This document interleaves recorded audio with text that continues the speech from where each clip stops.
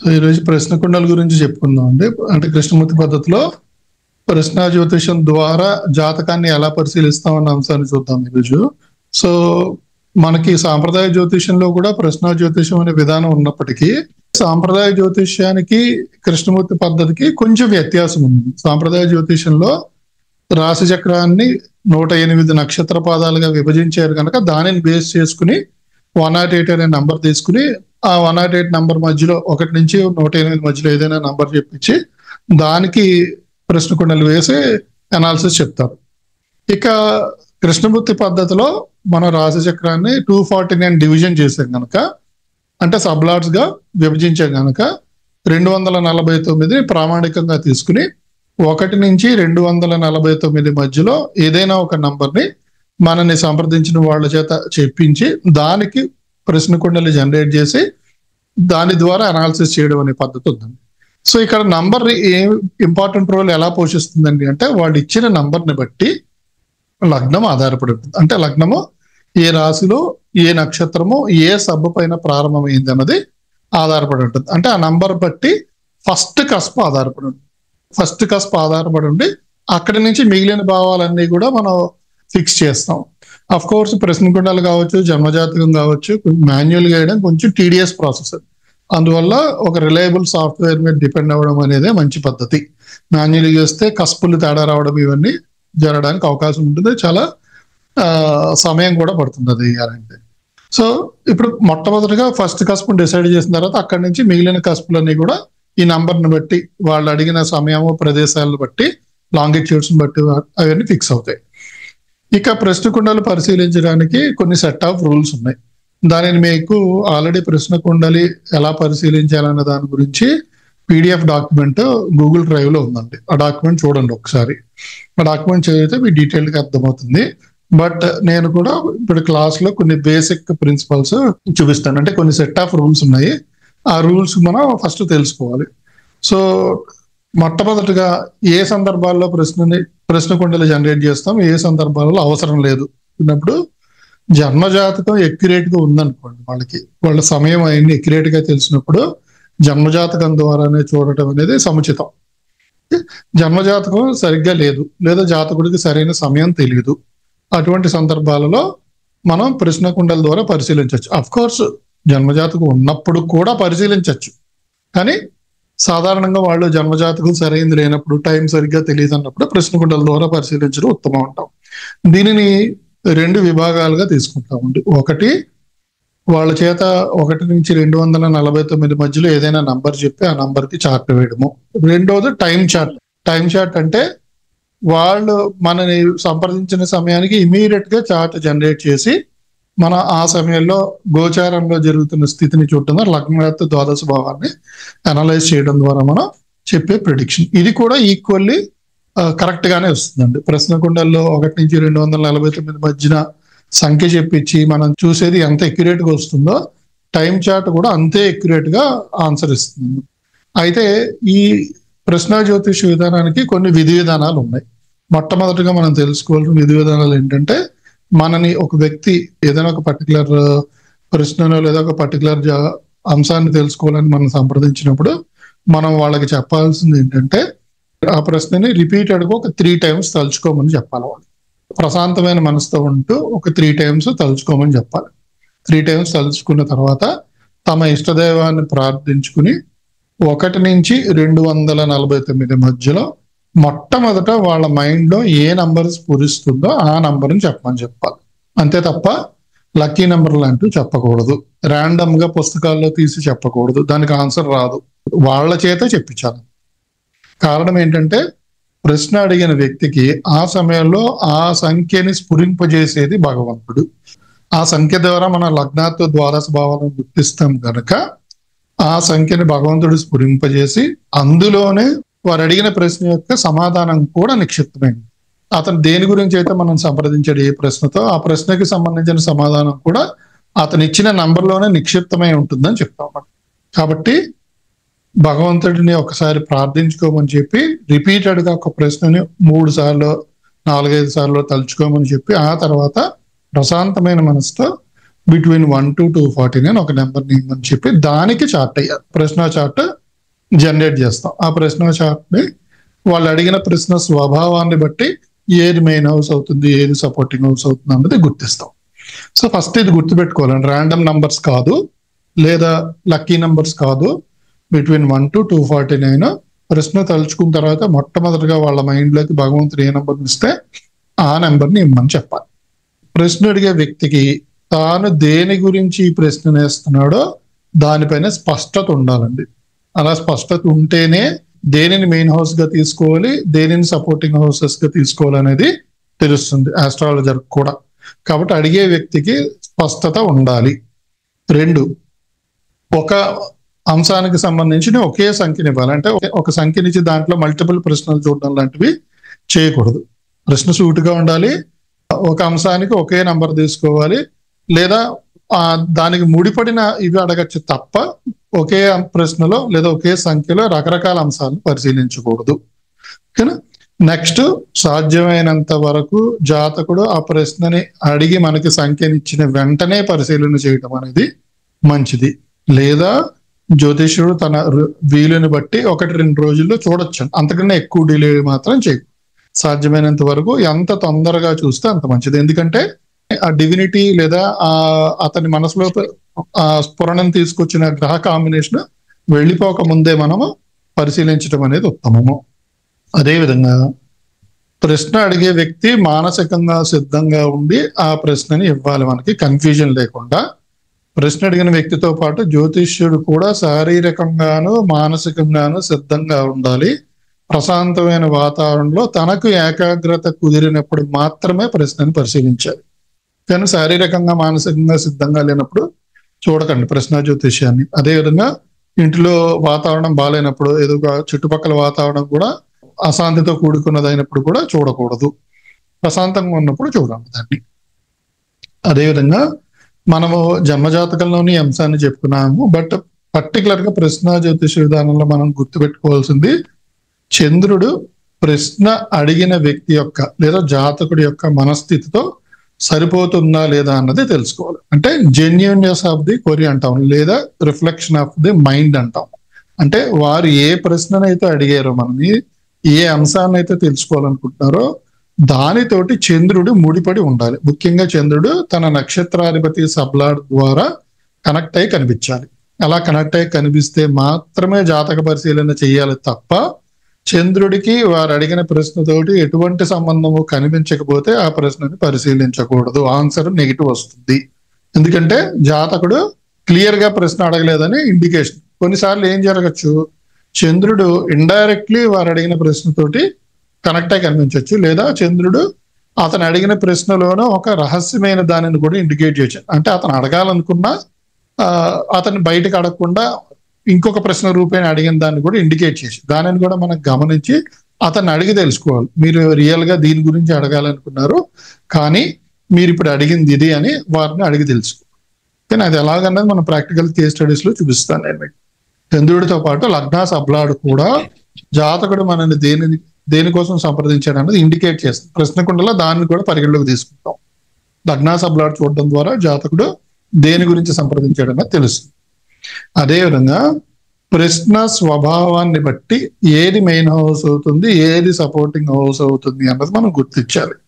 Main house cuspal సబ్లాడ్కి main or supporting houses లో ఏదైనా ఒక సిగ్నిఫికేషన్ వచ్చినప్పుడు మాత్రమే ఈవెంట్ మెటీరియలైజ్ అవుతుందని గుర్తుపెట్టుకోవాలి.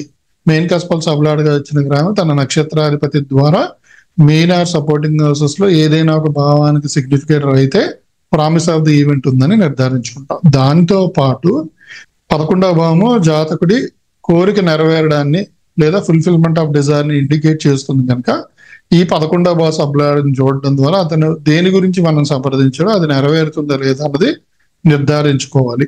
సో 11వ భావ సబ్లాడ్గా వచ్చిన గ్రహము మెయిన్ ఆర్ సపోర్టింగ్ హౌసెస్ తో పాటు 1, 11 లాంటి భావాలను సిగ్నిఫై చేస్తూ ఉంటే జాతకుడి ప్రయత్నాలలో సఫలత ఉంటుందని, లేదా అతను దేని గురించి మనం సంప్రదించాడో అది నెరవేరుతుందని అర్థం చేసుకోవాలి. ఈ 11వ భావ సబ్లాడు, మెయిన్ హౌస్ కస్పల్ సబ్లాడు ఇవి ఫలవంతమైన రాసులతో ముడిపడి ఉండటం కూడా ఒక ప్లస్ పాయింట్.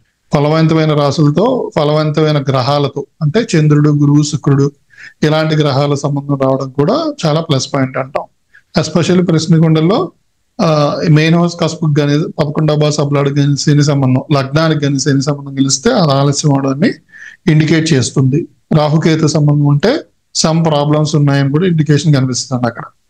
కానీ సో ఇవన్నీ మన జన్మజాతకంలో చెప్పుకునే ఈ రూల్స్ ని ప్రశ్నకుండల్లో కూడా ఉపయోగిస్తాం. సో ఇక మెయిన్ కస్పల్ సబ్లాడ్ ద్వారా అండ్ 11వ భావ సబ్లాడ్ ద్వారా మీరు కన్క్లూజన్కి వచ్చారు, ఈవెంట్ మెటీరియలైజ్ అవ్వబోతుంది, ప్రామిస్ ఆఫ్ ది ఈవెంట్ ఉందని. అప్పుడు ఏం చెక్ చేయాలి? ఎవరు మెయిన్ అండ్ సపోర్టింగ్ హౌసెస్ కి సిగ్నిఫికేటర్స్ అయ్యారు అన్నది గుర్తించారు. సో ఈ main and supporting houses significators లో ఎవరు రూలింగ్ ప్లానెట్స్ తో టాలీ అవుతున్నారు ఇలా చెక్ చేసుకుంటాము. దానిని బట్టి మనం ఫ్రూట్ఫుల్ సిగ్నిఫికేటర్స్ ని ఐడెంటిఫై చేసి వాటిలోంచి దశాభుక్తి అంతరాన్ని ఐడెంటిఫై చేస్తాం. ఫైనల్ గా ఈ దశాభుక్తి అంతర్ల గోచారాన్ని చూడటము, సెన్సిటివ్ జోన్స్ చూడటము, రూల్ ఆఫ్ 3 చూడటము, ఇలాంటి అంశాలను చూడటం ద్వారా మనం ఖచ్చితమైన సమయాన్ని నిర్ధారించుకుంటాము. ఓకేనా? సో ఇక్కడ మనం గుర్తుపెట్టుకోవాల్సింది, నేను ఇప్పుడు చెప్పినవన్నీ ఈ నియమ నిబంధనలు స్టెప్ బై స్టెప్ ఫాలో అవ్వాలి. అర్థమైందండి? డౌట్ ఉందా? గురుగారు, ఇప్పుడు టైం చార్ట్ లో గానీ లేదా ఈ ప్రశ్నకుండలు ఈ రెండింటికి మధ్యన అసలు వ్యత్యాసం ఏమిటి? రెండిట్లో దేన్ని యాక్యురేట్ గా మనం తీసుకోవచ్చు? రెండు యాక్యురేట్. మిమ్మల్ని ఒక వ్యక్తి సంప్రదించాడు, 1 నుంచి 249 మధ్యలో నెంబర్ ఇమ్మన్నప్పుడు అతను కొంచెం కన్ఫ్యూజన్ ఉన్నాడు అని ఇమీడియట్ గా ఆ టైంకి షార్ట్ డేట్ అది కూడా సేమ్ ఎక్యురేట్ గా వస్తుంది. అంటే అతను ఒక ప్రశ్నతోటి మిమ్మల్ని సంప్రదించినప్పుడు ఆ క్షణంలో రూలింగ్ ప్లానెట్స్ ఏ గ్రహాలు అయితే ఉన్నాయో ఆ రూలింగ్ ప్లానెట్స్ మనం గైడ్ చేస్తాయి. కాబట్టి ఇమీడియట్ గా టైం చార్ట్ వేయటం కూడా ఒక బెస్ట్ అన్నది. నేను అది కూడా చెప్తాను, టైం చార్ట్ ఎలా వేయటము. అదేవిధంగా షార్ట్ ప్రిడిక్షన్స్, కొన్ని షార్ట్ ప్రిడిక్షన్స్ ని ఓన్లీ రూలింగ్ ప్లానెట్స్ చూసి చెప్పడం, ఇవన్నీ కూడా ఇప్పుడు ఈ సిరీస్ లో నేర్చుకుందాం. ప్రశ్న జ్యోతిష విధానంలో మనం గుర్తుపెట్టుకోవాల్సింది, అతను ఏ అంశాన్ని అయితే మనం అడిగాడో అతనికి అంశంతో డైరెక్ట్ గా సంబంధం ఉన్నప్పుడు మాత్రమే ఆన్సర్ వస్తుంది. అంతే తప్ప వేగ్ గా బెట్టింగ్ల కోసం అడిగే వాటికి చెప్పకండి, రావు ఈ సమాధానం. ఇక కొన్నిసార్లు ఇప్పుడు మనల్ని ప్రశ్న చేసే వ్యక్తి తన గురించి కాకుండా తన రక్త సంబంధికుల గురించి అడగచ్చు ప్రశ్నని. అప్పుడు మనం చార్ట్ మీద రొటేట్ చేసి చెక్ చేసుకోవాలి. అంటే సపోజ్ ఒక వ్యక్తి మన దగ్గరికి వచ్చి తన తల్లిదండ్రుల ఆరోగ్యం గురించి అడిగాడు, అప్పుడు చార్ట్ మనము తల్లి గురించి అయితే చతుర్థానికి రొటేట్ చేసి చూడాలి, తండ్రి గురించి అయితే 9th రొటేట్ చేయాలి, ప్రథమ సంతానం గురించి అయితే పంచమానికి, భార్య గురించి అయితే సప్తమానికి. ఇలా బ్లడ్ రిలేటివ్స్ లేదా తన మీద డిపెండెంట్స్ ఎవరైతే ఉన్నారో వాళ్ళ గురించి అతను అడగచ్చు, దానికి సమాధానం వస్తుంది. తనకి డైరెక్ట్ గా రిలేట్ అయిన బంధువులు కావచ్చు, డిపెండెంట్స్ కావచ్చు, ఈవెన్ మిత్రులు కావచ్చు, వాళ్ళ గురించి అడగచ్చు జాతకుడు. ఓకేనా? సో అప్పుడు ఆన్సర్ వస్తుంది. కాకపోతే చార్ట్ ని రొటేట్ చేసి చూడాలి. వేగ్గా XYZ గురించి మాత్రం అడగకూడదు. ఓకే, దానికి ఆన్సర్ రాదు. ఇవి బేసిక్ గా మనం గుర్తుపెట్టుకోవాల్సిన రూల్స్. ఇక ప్రశ్నకుండల్లో వెరీ ఇంపార్టెంట్ రూల్ ఏంటంటే రెట్రోగ్రెషన్ పరిగణలోకి తీసుకుంటాం.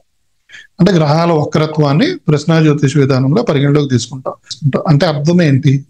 మనము ప్రశ్న జ్యోతిష విధానంలో వాళ్ళ చేత ఒక ప్రశ్న చెప్పించి ఆ ప్రశ్నకి జాతకాన్ని వేసి ఏది మెయిన్ హౌస్ అవుతుంది, ఏవి సపోర్టింగ్ హౌసెస్ అవుతాయని గుర్తిస్తాం. దాంతోపాటు 11వ భావ సబ్లాడ్ నుండి పరిశీలిస్తాం. సో ఈ మెయిన్ హౌస్ యొక్క కస్పల్ సబ్లాడ్ గా వచ్చిన గ్రహము, దాని నక్షత్రాధిపతి అండ్ సబ్లాడ్, వీటి వక్రత్వాన్ని మనం పరిగణలోకి తీసుకుంటాం. అంటే దాన్ని ఎలా చూస్తామండి అంటే, మొట్టమొదటిగా మనం చెక్ చేసుకోవాల్సింది మెయిన్ హౌస్ కస్పల్ సబ్లాడ్ అయినా వక్రించున్నాడా.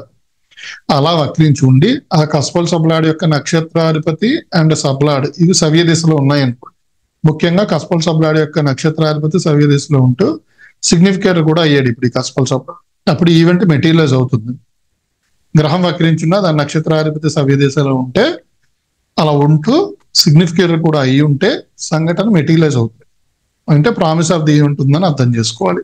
కానీ కొంత ఆలస్యం తర్వాత మెటీరియలైజ్ అవుతుంది. ఎప్పుడు అవుతుంది?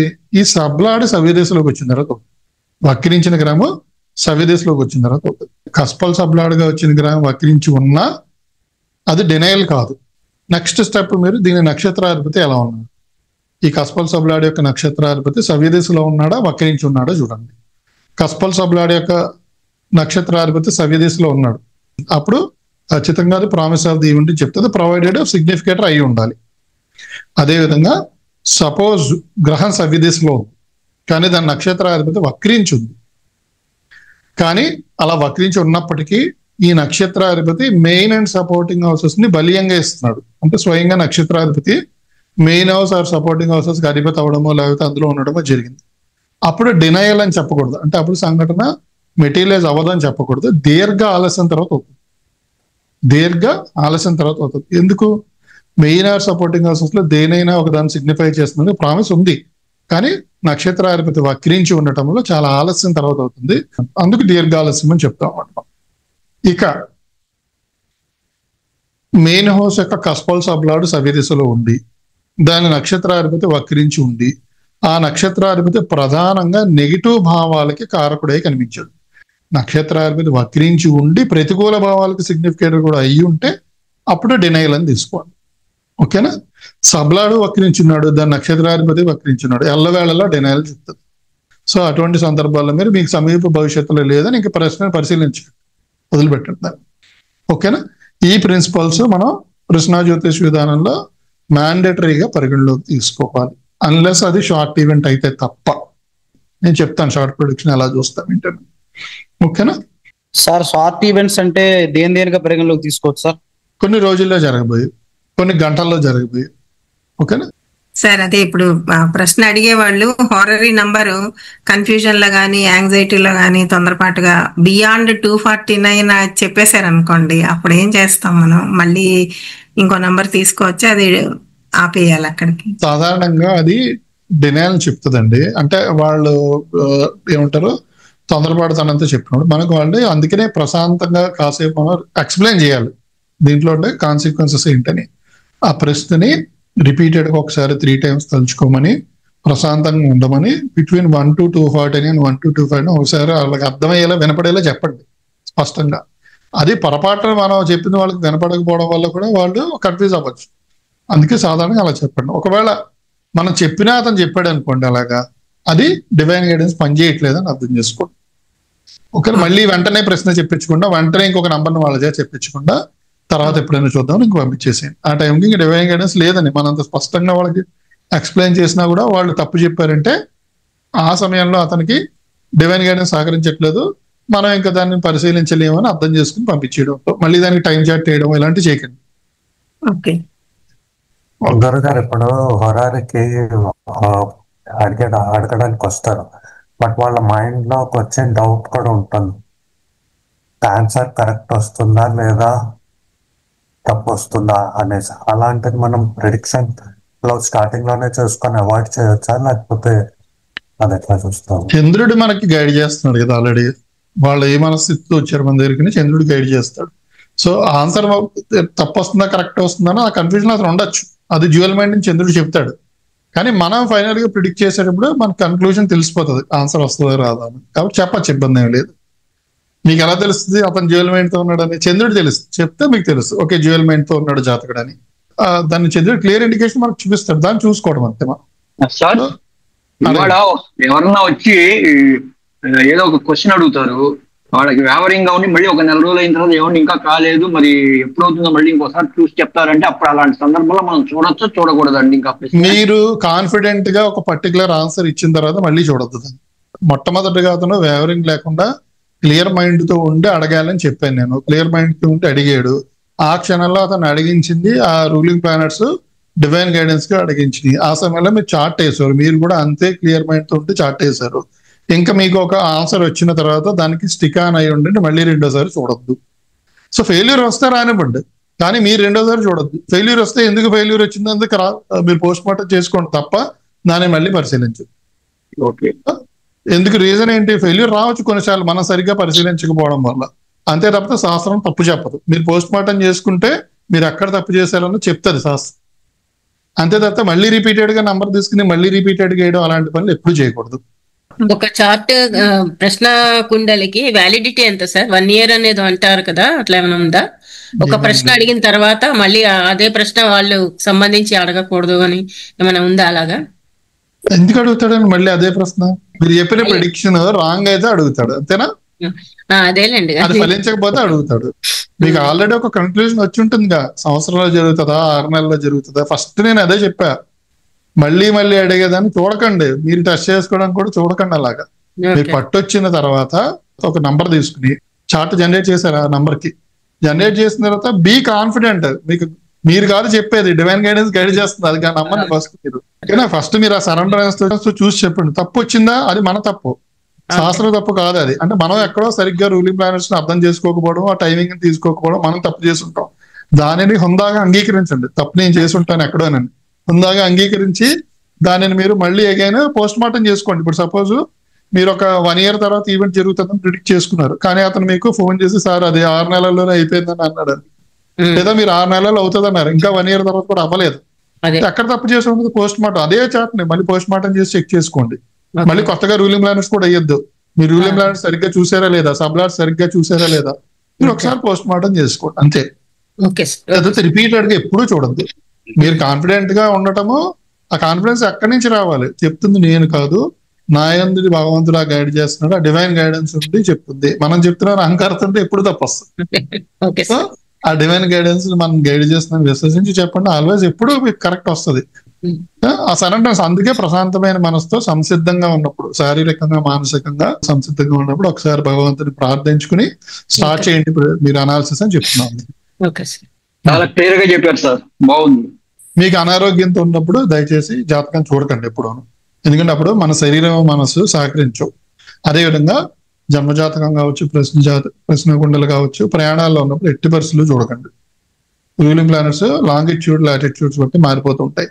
సార్ ఇప్పుడు యాక్చువల్ గా టైం చార్ట్ కానీ ప్రశ్న చార్ట్ కానీ కాస్ట్ చేసిన తర్వాత మామూలుగా చార్ట్ వేసిన తర్వాత అబ్జర్వేషన్ చేయొచ్చా సార్, లేకపోతే అప్పటికప్పుడు చేస్తేనే అది కరెక్ట్ వస్తుందా సార్? సపోజ్ మీరు ఇప్పుడు చార్ట్ జనరేట్ చేశారు, కస్పులను వాళ్ళు ఇచ్చిన నంబర్ బట్టే, కానీ ఇప్పుడు చంద్రుడు ఒక పర్టికులర్ సబ్ మీద ఉన్నాడు, పర్టికులర్ నక్షత్రం మీద సబ్ మీద ఉన్నాడు. అదేవిధంగా మిగిలిన గ్రహాలు కూడా ఒక పర్టికులర్ నక్షత్రం మీద సబ్ మీద ఉన్నాయి. సో మీరు ఇప్పుడు చార్ట్ జనరేట్ చేసి ఇప్పుడు ఇమీడియట్ గా పరిశీలించలేదు, రేపు మార్నింగ్ పరిశీలించారు. కానీ కస్పులు మారవు, గుర్తుపెట్టుకోండి. కస్పులు ఏం మారవు, కానీ గ్రహాలు మారిపోతున్నాయిగా, వీటి స్టార్లాట్స్ సబ్లాట్స్ మారిపోతున్నాయిగా. మరి పర్టికులర్ గా ఫాస్ట్ మూవింగ్ ప్లానెట్స్ యొక్క సబ్లాట్స్ మారిపోతుంటాయి. కాబట్టి అలాంటి పొరపాటు ఎప్పుడు చేయకుండా, సపోజ్ మీరు చార్ట్ వేసారు కానీ అప్పుడు సడన్ గా ఏ ఫోన్ కాల్ వచ్చిందో లేదా ఇంకొక ఏదో అటెండ్ అవడం వల్ల ఇంక దాన్ని వదిలిపెట్టేశారు. సో మీరు ఏం చేయాలి? మనం రూలింగ్ ప్లానెట్స్ కి చెప్పుకున్న రూలే ప్రశ్న కుండలకు కూడా అప్లై చేయాలి. మీరు ఒక చార్ట్ పరిశీలిస్తూ మధ్యలో బ్రేక్ వచ్చిందంటే మళ్ళీ ఫ్రెష్ గా చార్ట్ జనరేట్ చేయాలి. గుర్తుపెట్టుకోండి, ఒక 2-3 hours గ్యాప్ వచ్చింది, మళ్ళీ ఫ్రెష్ గా చార్ట్ జనరేట్ చేసి ఫ్రెష్ గా రూలింగ్ ప్లానెట్స్ నోట్ చేసుకుని చూడాలి తప్ప మధ్యలో వదిలిపెట్టిందని చూడకండి. ఇన్ఫాక్ట్ ప్రశ్న జ్యోతిష విధానాన్ని నేను అందుకే చెప్పాను, ప్రశాంతంగా ఉన్న వాతావరణంలో చూడండి. మీరు హర్రీగా ఉన్నప్పుడు చూడొద్దు, మీరు మానసికంగా సంసిద్ధులై ఉన్నప్పుడు చూడండి. కాసేపు ఆ కొద్ది నిమిషాలు ఫోన్లు కూడా సైలెంట్ గా పెట్టు, చూస్తూ మధ్యలో ఫోన్లు అటెండ్ అవ్వడం ఇలాంటివి చేయొద్దు, మీ మైండ్ డైవర్ట్ అవుతుంది. కాబట్టి ఆ డివైన్ గైడెన్స్ ని మనకు గైడ్ చేస్తున్న దాన్ని మనం, ఆ డివినిటీని మనం విశ్వసించాలి. గ్రహాలు మనకు ఆ సమయంలో మనతో కూడా ట్యూన్ అయి ఉంటాయి, దానిని విశ్వసించి మీరు ఆ కాస్త సమయం కాసేపు ఫోన్లు పక్కన పెట్టండి. ఒక అర్జుతో మీ దగ్గరికి వచ్చాడు, అతను ఎంతో తపనతో మిమ్మల్ని వచ్చి అడిగినప్పుడు మీరు జాతకం మీరు మీ ఎదురుగా ఉన్నప్పుడు ఇమీడియట్ గా వేయండి, లేకపోతే అతను ఫోన్ ద్వారా అడిగినప్పుడు మీరు ఎప్పుడు సంసిద్ధంగా ఉంటే అప్పుడు చార్ట్ వేయండి. బట్ మాక్సిమం 1-2 days నుంచి ఆలస్యం చేయకండి. చార్ట్ వేసి అప్పుడు దాన్ని చూడండి, ఆ రూలింగ్ ప్లానర్స్ ని వాటిని నోట్ చేసుకోండి. ఒకవేళ మీరు మధ్యలో లేవాల్సి వస్తే మళ్ళీ తిరిగి రీజాయిన్ అయినప్పుడు మళ్ళీ రూలింగ్ ప్లానెట్స్ చార్ట్ జనరేట్ చేసుకోండి. బట్ సర్వసాధారణంగా మధ్యలో లేవకండి, తప్పని సందర్భాలలో వేరు. ఓకేనా? సో ప్రశ్న కుండలను పరిశీలిస్తున్నప్పుడు, ఈవెన్ జన్మజాతకాన్ని పరిశీలిస్తున్నప్పుడు కూడా నిమిత్తం పనిచేస్తుంది. నిమిత్తం అంటే ఏంటంటే శకునం. సో మీరు ఒక కంక్లూజన్కి వచ్చారు, మీరు ఒక కంక్లూజన్కి వచ్చిన తర్వాత మీకు ఇంకా ఎక్కడో చిన్న సందేహం ఉంది, నేను తీసుకునే కన్క్లూజన్ కరెక్టా కాదా ఇది అని. సో అప్పుడు మీకు నిమిత్తం లేదా శకున రూపంలో కూడా ఈవెంట్ మీరు చేసిన ప్రిడిక్షన్ కరెక్టా కాదా అని చెప్తారు. మన చుట్టూ ఉండే ప్రకృతి దాన్ని గైడ్ చేస్తుంది. ఆస్ట్రాలజర్ ఎప్పుడు కూడా నిరంతరం ప్రకృతిలో ఉండే శక్తితోటి కనెక్ట్ అయి ఉండాలి. అందుకే ఏదో ఒక సాధన చేయడం అవసరం అని చెప్తాం. అలా ఏదో ఒక సాధన మనం చేస్తున్నప్పుడు ఆల్వేస్ ఎప్పుడు మనకి సెకండ్ రూపాయల గైడెన్స్ అందుతూనే ఉంటుంది. ఇంకొక డౌట్ అండి, సపోజ్ ఇప్పుడు ఎక్కడ వేరే ఊరు నుంచి ఎవరో ఒకరు ఫోన్ చేశాడు వాళ్ళ ఏదో ఒక ఈవెంట్ గురించి జరగడానికి.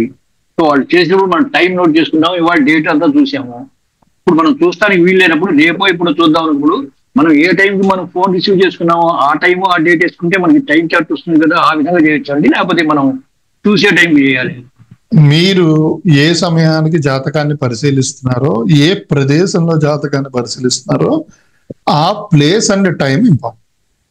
ఏదైనా ఆస్ట్రాలజర్ గా మీకు డివైన్ గైడెన్స్ ప్లానటరీ రూపంలో మీరు ఏ టైంలో ఏ ప్రదేశంలో మీరు పరిశీలిస్తున్నారు అన్నది గైడ్ చేస్తాయి మిమ్మల్ని. మీకు రూలింగ్ ప్లానెట్స్ అవి కదా ఉన్నాయి. సో ఆ టైం అండ్ ప్లేస్ మీరు పరిశీలిస్తున్న టైంలోనే రూలింగ్ ప్లానెట్స్ మీరు పరిశీలిస్తున్న టైంకే చార్ట్ జనరేట్ చేయాలి, ప్లేస్ అండ్ టైంకే. అంతే తప్పితే అతను ఎక్కడో వైజాగ్ నుంచి అడిగాడు, నేను హైదరాబాద్ లో ఉన్నాను సే ఫర్ ఎగ్జాంపుల్, అతను నిన్న అడిగాడు కానీ నేను ఈ రోజు పరిశీలిస్తున్నాను. సో నేను నిన్న అతను అడిగిన టైంకి వైజాగ్ కి చార్ట్ వేయకూడదు. నేను ఈ రోజు పరిశీలించాను కనుక ఈ రోజు ఆ నంబర్కి చార్ట్ జనరేట్ చేసి ఈ రోజు నేను పరిశీలించే సమయానికి ఇప్పుడు రూలింగ్ ప్లానెట్స్ ఏమున్నాయి వాటిని నోట్ చేసుకుని దానిని బట్టే ప్రిడిక్షన్ చెప్పాలి. మనకి రూలింగ్ ప్లానెట్స్ అనే డివైన్ గైడెన్స్ మనకి ఆస్ట్రాలజర్ కి అతను చూసే సమయము ప్రదేశాన్ని బట్టే ఫిక్స్ అయి ఉంటాయి, బట్ దానిని బట్టే చెప్పాలి. సరే, మనం పర్సనల్ గా ఏమైనా మనకు సంబంధించిన విషయాలు పర్సనల్ మనం వేసుకోవచ్చు, చూడొచ్చు, ఆల్వేస్ వేసుకోవచ్చు. అదే చెప్పాను, ఆస్ట్రాలజర్ అవుట్ ఆఫ్ ఇంట్రెస్ట్ స్వయంగా వేసుకోవచ్చు ప్రశ్న. సో సపోజ్ ఏదో అప్పులు ఉన్నాయి, ఇది ఎప్పుడు తీరుతుంది, లేదా డబ్బులు రావాలి అవతల నుంచి, ఇది ఎప్పుడు వస్తుంది, మనం వేసుకోవచ్చు ప్రశ్న డైరెక్ట్. సో మన కుటుంబ సభ్యుల గురించి ఆ ప్రశ్న మనం సంధిస్తే కనుక చార్ట్ రొటేట్ చేసి చూసుకో. ఓకే. సో ఇందాక ఫస్ట్ నేను చెప్పిన విధి విధానాలు ఆల్వేస్ గుర్తుపెట్టుకోండి. మెయిన్ హౌస్ కస్పల్ సబ్లాడ్తో పాటు 11వ భావాన్ని కూడా ఎప్పుడు పరిశీలించడం అనేది best practice.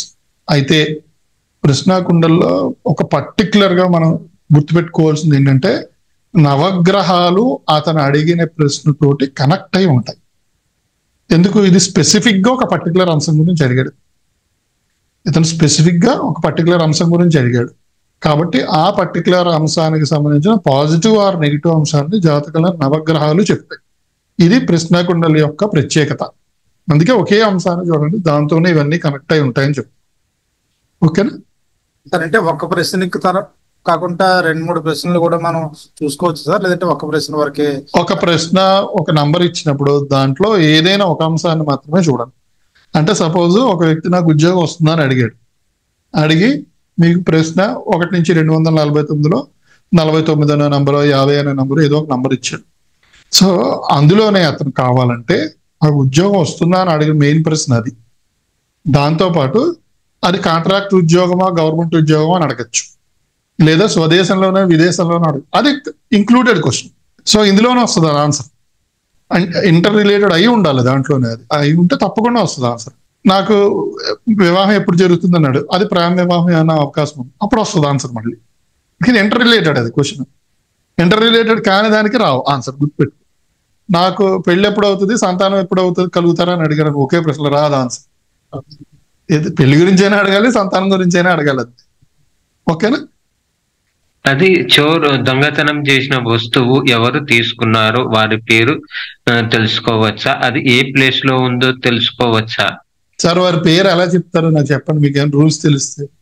So especially Krishnamurthy పద్ధతిలో అలా పేరు చెప్పే రూల్స్ ఏమీ లేవు. కాకపోతే దొంగతనం జరిగింది, ఒక వస్తువు పోయింది, ఆ పోయిన వస్తువుని ఎవరు తీసారని తెలుసుకోవాలంటే ఆ తీసిన వ్యక్తి ఆడ మగ అని తెలుసుకోవడానికి వాళ్ళ వయసు ఏమో అయి ఉంటుంది, వాళ్ళు ఏమైనా మన ఇంట్లో పని వాళ్ళ, లేకపోతే బయట నుంచి వచ్చిన వాళ్ళ, లేకపోతే వాళ్ళు ప్రస్తుతం దూర ప్రదేశానికి వెళ్ళిపోయాడా, దగ్గరలోనే ఉన్నాడా, ఇలాంటివన్నీ చెప్పచ్చు. అంతే తప్ప పేరు చెప్తానని మాత్రం ఎవరికి ఎప్పుడు ప్రామిస్ చేయకుండా అలా చెప్తే అది మీ ఇండివిజువల్. సార్ ఆ గ్రహాన్ని బట్టి రూపురేఖలు చెప్పొచ్చు కదా సార్? రూపురేఖలు అదే చెప్తున్నాను, రూపురేఖలు, వాళ్ళ వయస్సు ఇలాంటివి చెప్పచ్చు. యంగ్ పర్సనా, ఎల్డర్ పర్సనా, ఆడ మగ, అతను మన ఇంట్లో పనిచేసేవాడా, బయట నుంచి వచ్చిన వ్యక్త, లేకపోతే మన ఇంట్లో రిలేటివా, ఇలాంటివి చెప్పచ్చు. సార్ ఎన్ని రకాలుగా తెలుసుకోవచ్చు అండి? అయితే అన్ని తెలుసుకోవచ్చు సార్. ఒక పర్సన్ వచ్చేసి సపోజ్ ఎక్స్ అనే ఒక పార్టీ గెలుస్తుందా ఓడుతుందా అని అనేప్పటికీ అతను మనస్ఫూర్తిగా అన్నాడు, మనం మనస్ఫూర్తిగా చెప్పాము గెలుస్తున్నాను ఓటమి అనేది గెలుస్తుందని చెప్పాము అనుకోండి. సో దాన్ని వాడు బెట్టింగ్ ఆడడం వల్ల మనం చెప్పి ప్రిడిక్షన్ రాంగ్ ట్రాక్ లో వెళ్తున్నాం కదా, దీన్ని ఎలా అనలైజ్ చేసుకోవచ్చు చెప్పాలా? నేను చెప్పాను, ఒక ఎక్స్ అనే పర్సన్ వచ్చి ఒక బీజేపీ గెలుస్తుందా కాంగ్రెస్ గెలుస్తుందా అంటే ఆన్సర్ రాదు. కారణం ఏంటి? అతను డైరెక్ట్ గా ఆ పార్టీలతో రిలేట్ అయి ఉండాలి అని చెప్పారు. అంటే ఆ పార్టీలో మెంబర్ అయి ఉండటమో, ఓకే, లేకపోతే ఆ బీజేపీ ఎమ్మెల్యే దగ్గర పనిచేస్తూ ఉండటమో, ఏదో ఒక లేదా అతని భార్యాభర్త దాంట్లో కంటెస్ట్ అవ్వడమో ఇలాంటి రిలేషన్ ఉన్నప్పుడు మాత్రమే వస్తుంది. ఒక ఆస్ట్రాలజర్ గా మీరు వేసుకోవచ్చు ప్రశ్న, బీజేపీ గెలుస్తుందా, కాంగ్రెస్ గెలుస్తుందా, ఏ పార్టీ గెలుస్తుంది, అదే ఒక ఆస్ట్రాలజర్ గా మీరు వేసుకుని చెప్తారు. మీరు ఎవరికి ప్రిడిక్షన్ చెప్పడం గురించి కాదు. తర్వాత మీ ప్రిడిక్షన్ కరెక్ట్ అయిందా లేదా అని క్రాస్ చెక్ చేసుకుని ఒక ఆస్ట్రాలజీలో చేయొచ్చు. కానీ ఒక పర్టికులర్ వ్యక్తి వచ్చి ఇండియా గెలుస్తుందా, ఆస్ట్రేలియా గెలుస్తుందా, కాంగ్రెస్ గెలుస్తుందా, బీజేపీ గెలుస్తుందా చెప్పకండి. వాటి అతను డైరెక్ట్ గా లింక్ లేదు. ఇతను ఏదో బెట్టింగ్ కోసం లేకపోతే దానికోసం అడగచ్చు, కానీ బెట్టింగ్ లాంటి వాటిని ఎప్పుడు ప్రోత్సహించకండి. ఆస్ట్రేలియా బెట్టింగ్లు, ప్యాకెట్లు ఇలాంటి వాటికి చెప్పకండి అసలు. అంటే మీకు ప్రతిష్టలు వస్తాయని చూడడం అలాంటివి చేయకండి. ఇప్పుడు మన ఆస్ట్రాలజీ పర్పస్ అది కాదు. శాస్త్రాన్ని గౌరవించాలి, ఆ నిబంధనలు ఆస్ట్రాలజర్ మనం ఇప్పుడు కూడా.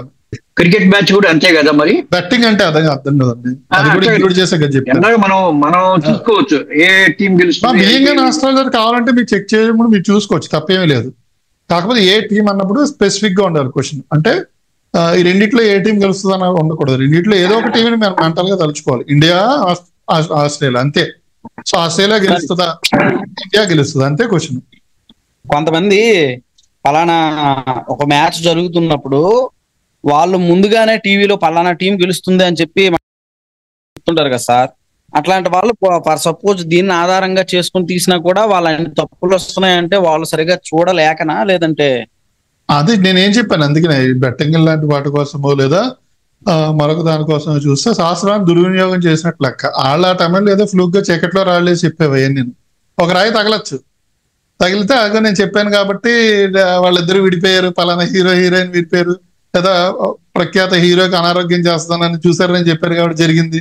ఇలాంటి చీకట్లో రాళ్ళయి. శాస్త్రాన్ని అనుసరించి చెప్పింది కాదు, శాస్త్ర విరుద్ధంగా చెప్పాడు అని చీకట్లో రాళ్ళు వేసినట్లు లెక్కాలని. చీకట్లో రాళ్ళు అందరికీ తగులుతాయి. మీరు 10 రాళ్ళు వేస్తే ఒక రాయి తగలదా చెప్పండి, తగులుతుంది కాదు. సో అలాంటివి చెప్పకూడదు. శాస్త్రబద్ధంగా రూల్స్ ఏం చెప్పబడినాయో ఆ రూల్స్ ఫాలో అవుతూ చెప్పాలి. చెప్పిన దానికి సిద్ధాంత శాస్త్రంలో ఎక్కడుందో చూపించమని చెప్పాలి. శాస్త్ర విరుద్ధంగా అతను శాస్త్ర ప్రామాణికం ఏముందో చూపించమని దానికి. అది శాస్త్రంలో ఎక్కడ ప్రామాణికం ఉంది అలా చెప్పడం. ఇన్ఫాక్ట్ అలా పబ్లిక్ గా కూడా చెప్పకండి. సో మనం కేస్ స్టడీస్కి వెళ్దాం. వెంకటేష్ గారు ఏదో ఇది లాస్ట్ క్వశ్చన్.